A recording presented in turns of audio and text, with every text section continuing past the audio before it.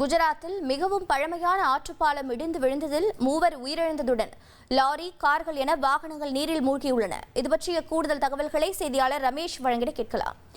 ரமேஷ் வணக்கம். இந்த சம்பவம் எப்போது நிகழ்ந்தது? இதில் வேறு ஏதேனும் பொதுமக்கள் சிக்கியிருக்கிறார்களா? 3 உயிரிழந்திருப்பதாக தகவல் கிடைத்திருக்கிறது. மேலும் சேத விவரங்கள் என்னென்ன?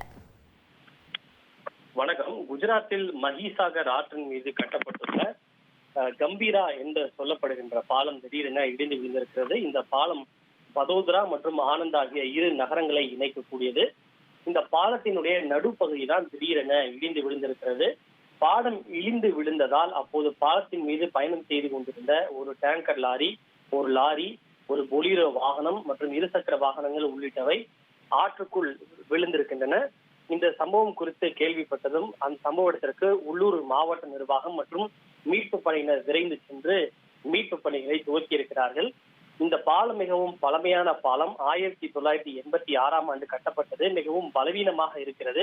எனவே புதிய பாலம் ஒன்று கட்டப்பட வேண்டும் என நீண்ட நாட்களாக கோரிக்கை விடுக்கப்பட்டு வந்ததாகவும், ஆனால் இந்த கோரிக்கையை அரசாங்கம் அலட்சியம் செய்ததாலேயே இந்த விபத்து நடைபெற்றதாக உள்ளூர் பொதுமக்கள் குற்றம் சாட்டுகின்றனர்.